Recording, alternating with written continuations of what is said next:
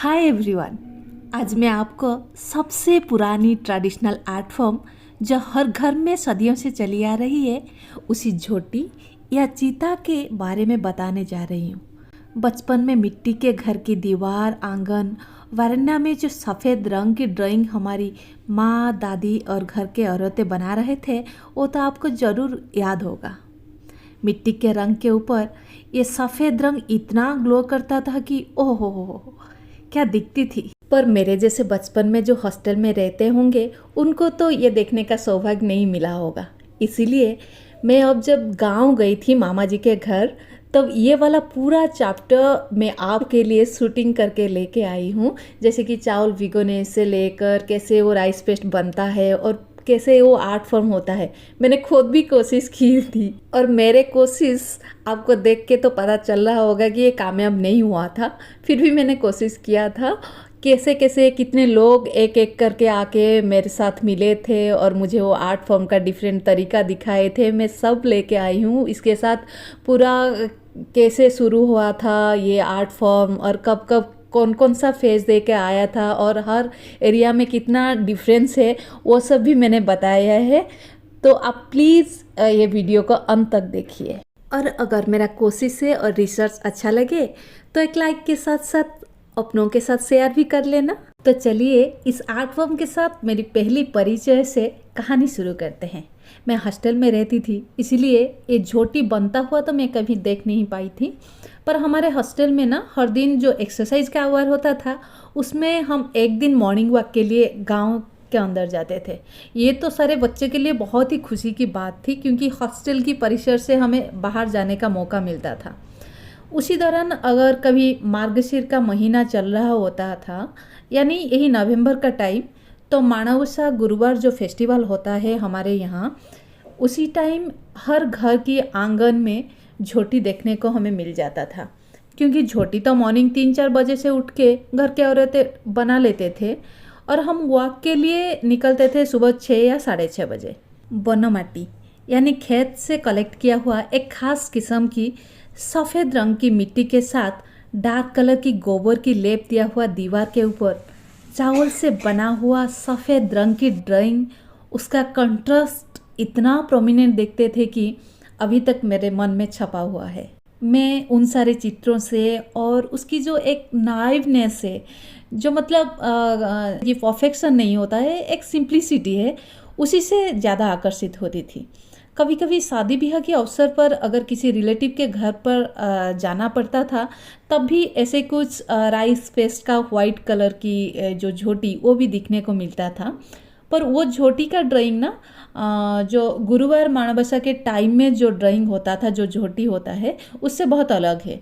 एक छोटा सा स्टिक के जो टिप है उसमें एक कॉटन की कपड़ा बांधा जाता है, फिर उस कपड़े को पहले से बना के रखा हुआ चावल की पतली सी पेस्ट में लपेट के घर की दीवारों में पटकते हैं।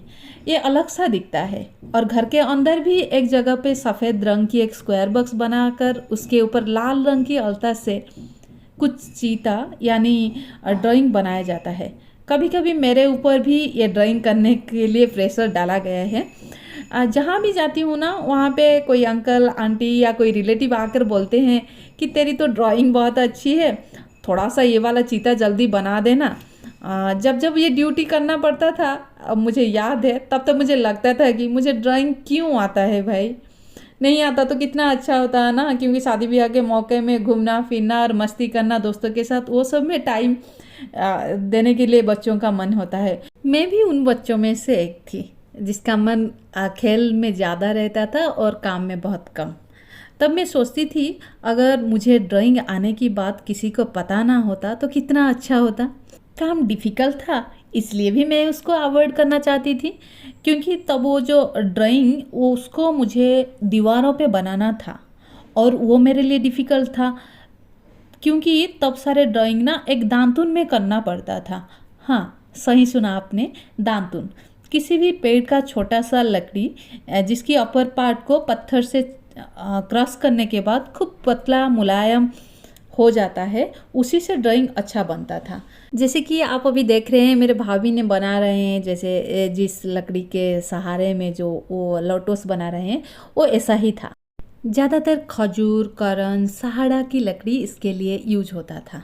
पर कभी भी मुझे किसी अनजान गांव में किसी अनजान घर के दीवारों पर झोटी दिया हुआ दिखता था ना, तो अपना जैसे महसूस होता था। हमारा यहाँ उड़ीसा में 12 महीना में 13 त्यौहार है ऐसे कहा जाता है, और उस 13 त्योहारों में ना 26 तरह का साज सजा मतलब डिफरेंट टाइप का कल्चर और रिचुअल्स होता है। उसमें से एक है ये झोटी। अलग अलग ओकेजन पर घर, आंगन, वरांदा और जो ट्रेजर घर होता है वो, तुलसी चौरा, दरवाजे पर झोटी दिया जाता है। तो झोटी बनाने के लिए क्या क्या प्रोसेस दे के जाना पड़ता है, पहले मैं वो बता देती हूँ। झोटी देने से पहले जो गोबर और जो खेत से लिया हुआ जो मिट्टी, उसको मिला के मिट्टी के दीवारों और चट्टान पे एक लेप दिया जाता है, जो हर घर में बीच बीच में तो दिया जाता है ताकि वो साफ रखने के लिए। पर झोटी देने से पहले वो हो जाता है तो दीवार और चट्टान पूरा क्लीन दिखता है, और फिर उसके ऊपर झोटी दिया जाता है। झोटी बनाने के लिए पहले चावल को पानी में भिगो के रखना पड़ता है, मिनिमम 10-12 घंटा, ताकि वो चावल नरम हो जाए।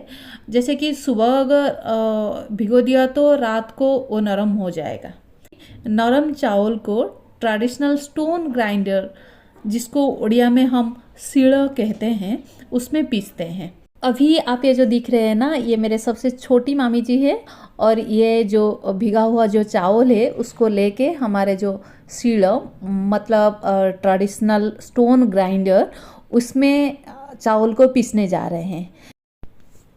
चावल पीसने के वक्त काम इजी लगे और वो ज़्यादा ड्राई ना हो जाए, इसीलिए बीच बीच में पानी देना पड़ता है थोड़ा थोड़ा सा, ताकि वो पेस्ट ना अच्छा सा बन सके। मैं पहले ये बता देती हूँ कि ये वाला काम बहुत डिफ़िकल्ट है, क्योंकि ये जो स्टोन ग्राइंडर है उसको अपने हिसाब से ठीक तरह से करना, और जो पत्थर की ऊपर वाला पत्थर से बीच में थोड़ा थोड़ा सा चावल लेके उस तरफ रखना, ये बहुत ही डिफ़िकल्ट काम है।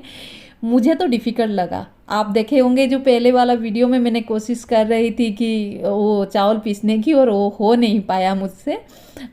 तो इसीलिए आजकल हर घर में तो इलेक्ट्रिक ग्राइंडर है, उसी में ही करते हैं। ये जो चावल का पेस्ट हमें झोटी के लिए बनाना है वो पूरा पतला होना चाहिए, क्योंकि अगर ये पतला ना हो ना तो झोटी देते वक्त दाना दाना सा हो के बीच बीच में रह जाएगा, वो चावल की जो दाना वो रह जाएगा बीच बीच में, तो वो अच्छा नहीं दिखेगा। ये पेस्ट तो थोड़ा सा मोटा वाला पेस्ट पहले बन जाता है इससे, और उसके बाद हर कोई अपने हिसाब से उसमें पानी मिलाते हैं। ज़्यादा पानी मिलाने से वो वाइट का जो ग्लो है वो कम हो जाता है, तो थोड़ा सा कम पानी मिला के, जैसे कि हाथ से नीचे गिर सके पानी, उसके हिसाब से ही पानी मिलाते हैं। झोटी के लिए ये जो चावल का पेस्ट बनता है उसको हम उड़िया में पिठौ बोलते हैं। अभी मैं पिठौ का शब्द मेंशन कर दिया इसलिए क्योंकि मैं आगे जब भी झोटी के बारे में और इस राइस पेस्ट के बारे में बताने जाऊंगी ना, तो उसको पिठौ बोलूँगी। इसका मतलब आप समझ लीजिए कि राइस पेस्ट है। पिठौ तैयार होने के बाद उस पात्र को दाएं तरफ रखा जाता है। अब उस पात्र से दाहिने हाथ का अंगूठा और अनामिका उंगली की मदद से पिठौ को फिंगर टिप तक बहाते हुए चट्टान के ऊपर ड्रॉ किया जाता है चिता।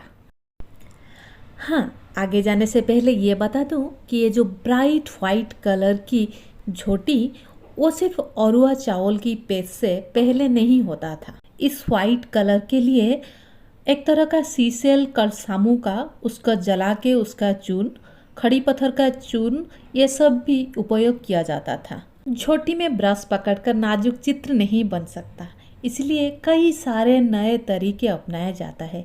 जैसे हाथ में मुट्ठा करके निचले हिस्से को पिठौ में भिगो के चट्टान के ऊपर लगाने से पाँव की आधा शेप हो जाता है।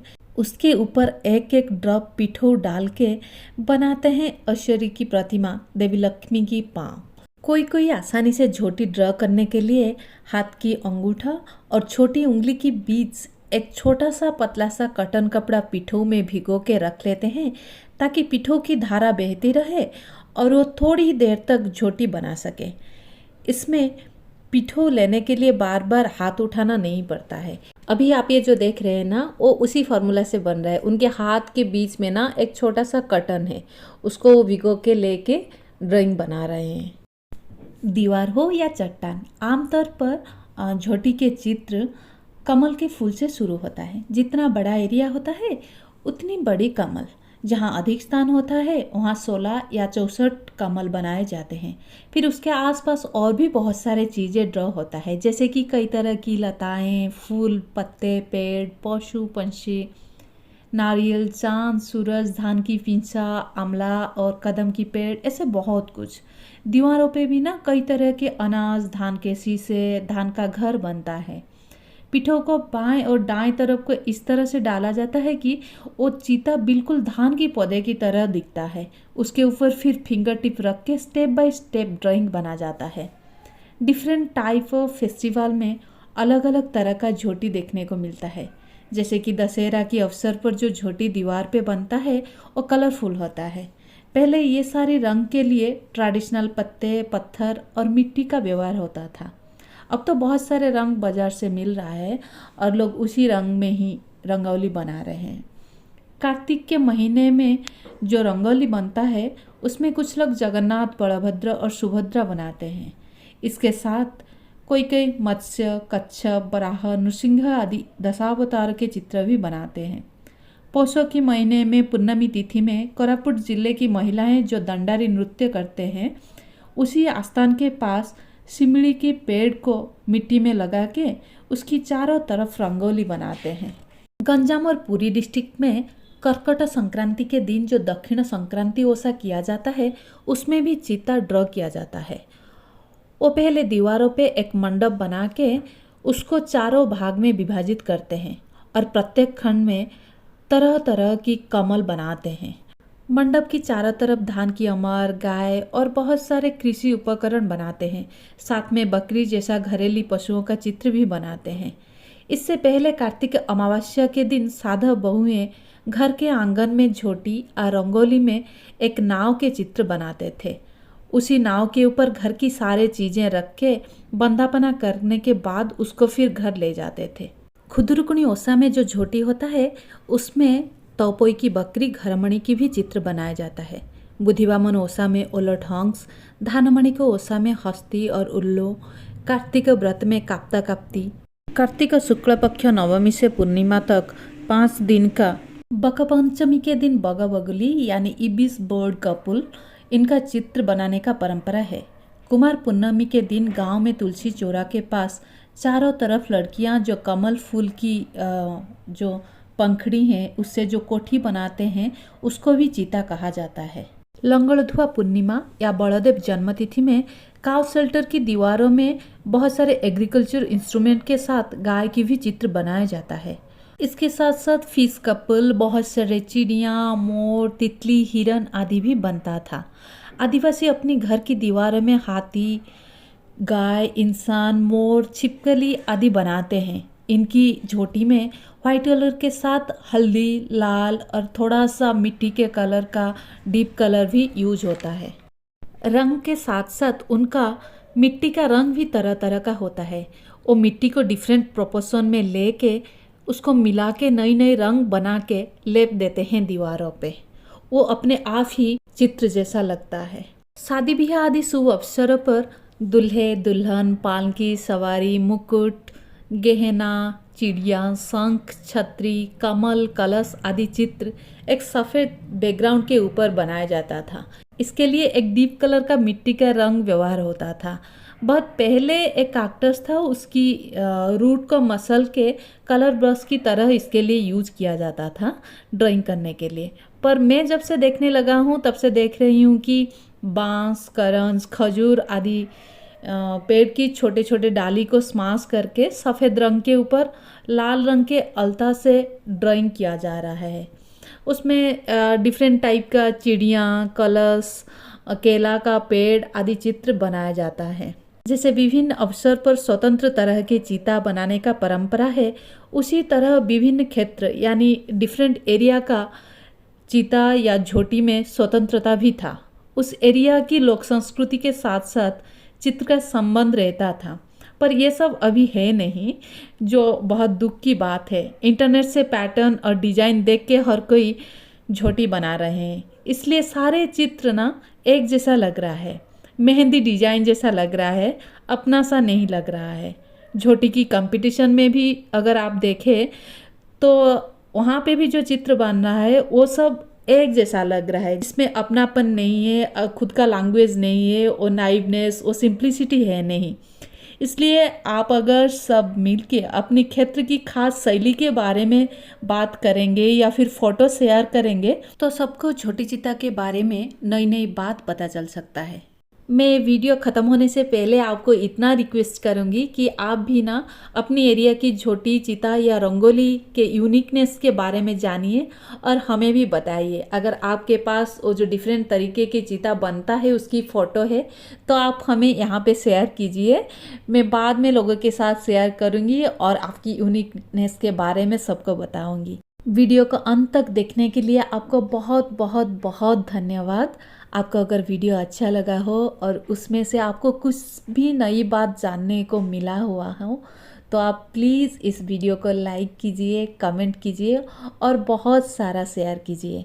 और मेरे आगे जो वीडियो सारे आने वाले हैं वो अगर देखना चाहते हैं तो प्लीज़ सब्सक्राइब कीजिए मेरे चैनल को, ताकि मेरे आगे वाले जितने सारे वीडियो हैं ना उसका नोटिफिकेशन आपको मिल सके और आप वो वाला वीडियो देख सके। मैं कोशिश करूँगी कि मैं हर बार आपको कुछ नई बात बताऊँ, कुछ नई कहानी सुनाऊँ।